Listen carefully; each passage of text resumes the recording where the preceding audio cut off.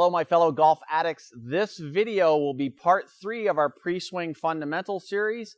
And in this video, we're going to talk setup, so stay tuned.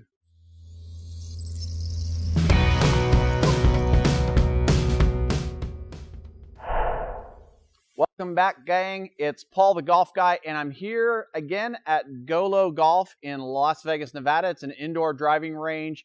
Phenomenal place to work on your game. I highly recommend it. This is going to be the third video in our 3-part pre-swing fundamentals. The first video we did grip, the second video we did aim, and the third video we're going to do on setup. Now, aim and setup kind of coincide with each other, so a lot of people might put that together. I wanted to separate it out to try and keep the videos a little bit shorter, but they kind of go hand in hand.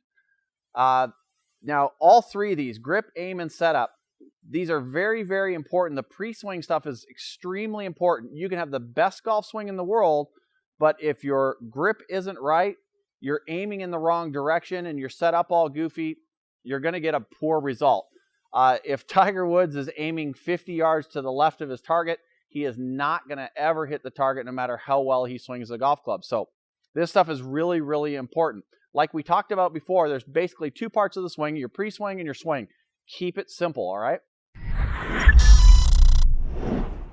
Okay, so when you're setting up, when we're talking about setup is your ball position, where you position the ball between your feet, about weight distribution, you know, whether you're going to weigh harder on your left side or on your right side. It's about how far to place the ball away from you, that kind of thing. That's what we're talking about. So if we go back to the aiming, we've got our aiming stick set up. And now you want to make sure that you position yourself properly away from the ball. One of the ways I do it, and again, we talk a lot about preferences, guys. For me, one of the easiest ways to do it is grip the golf club, put your arms out in front of you, and then just bend at the hips, let your club fall to the ground. That's going to be the distance that you want to be away from the ball. Now, some people will talk about having 1 fist or 2 fists or whatever between your waist and your grip. That works as well. But for me, once you just grab your club, bend at the hips, and then lower your club to the ground, that's going to be about where you're going to be away from the ball. Will put you in the right position, okay? So that gets you in a good solid position. Posture is also a little bit of your setup. So your posture, you really want to have, if you take a club and put it down your back, all you want to do is just lean over at the hips. You don't want to arch your back this way, and you don't want to get your back so that it's too much in that cupped position either. So you just want to keep fairly straight back, just bent at the hips, all right?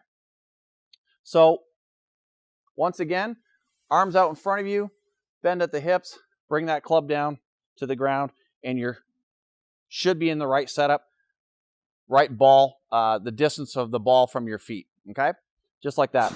Now, as far as ball position, I like to really keep ball position constant for the different clubs. Now, I'm going to show you something here, why it stays constant. If you have your different clubs, okay, we're going to have a driver, and we're going to have our, should be a long iron here, a 2-iron, and we're going to go to a 8-iron as well. We'll pretend this is a pitching wedge, all right? So what we tend to do is we tend to get a little bit wider as we go to longer clubs. But the ball position in itself should stay about the same. Now, this is a really cool way to make sure that this stays consistent. And consistency is really, really important. Whether you're doing your grip, whether you're set up, all this stuff, you need to grip the club the exact same way every single time you grip the club, or it's going to make it hard to make a repeating golf swing. Your ball position should be the exact same setup every single time so that you can repeat that shot over and over again. Now, there's going to be different circumstances. This is a basic overview, so there's going to be other circumstances that we'll get to in other videos where you might have a different ball position, but this is going to be your basic stuff, all right? What I like to do is if you put your feet together and you put the ball right off of your right toe, now all you have to do is step away from the ball, and then I like to have my foot turned out a little bit so I can turn my foot out a little bit, and now that ball is right inside of that left heel, which is where I love it to be. So again, you just step up to the ball like this. The ball is right off of my toe. All I do is step apart, turn my toe out, and now I'm in the right position. So let's say this is a pitching wedge. Pitching wedge, you're going to tend to be a little bit narrower stance. You don't have to swing it as hard, so you're going to be a little bit narrower, okay? Now let's say I'm going to go to a 2-iron. I'm going to do that exact same setup for my 2-iron. I'm going to start with my feet together, ball off of my right toe. I'm going to get out a little bit, turn this toe out, and now I might be a little bit wider for my 2-iron, okay? Now my driver, same thing, guys, same thing. Now it feels like your ball position is actually changing and getting farther ahead, but it's really not. It is a little bit because of the way you're spreading your stance, but I want you to don't get too complicated with this, all right? Again, off of your right toe, take your stance, turn that toe out a little bit, and now you're ready to go. Now I'm trying to keep you in the shot here. So with your driver, so here you're in that same ball position. So you can see that the setup is basically the same for every single club, or at least the ball position is basically the same for every single club. The only thing that's changing is that you're getting a little bit wider on your stance. You don't want to get too wide. And again, those are preferences that you're going to have to, through experimentation, decide how wide you like your stance for each club. And you look usually about a 1/2 inch to 1 inch for each club. So your pitching wedge, 9-iron, 8-iron, 7-iron, 6, 5, 4, 3, so on and so forth, okay? And that's going to be something that you're going to learn through experimentation. But that keeps your ball position constant, okay? Right inside of your left heel.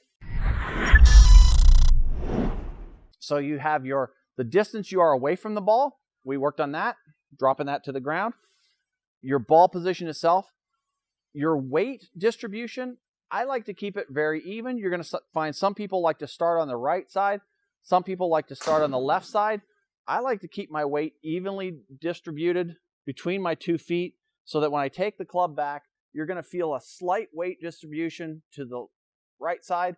And on your swing back through, you're going to feel a little bit of a weight transfer to your left side. I don't want you guys to think too much about that weight transfer, because then what you have people doing is doing this weird shift. So you don't want you to get into that. So that's the basics of your pre-swing fundamentals, guys. Your grip we talked about in video 1, the aim we talked about in video 2, and now your setup, or how you approach getting set up to the ball properly, your ball position, your posture, and things like that. We're going to get into more advanced stuff as we get into other videos, but that should work to get you started for your pre-swing. We'll see you again in another video very, very soon. My name is Paul the Golf Guy. Thanks for watching.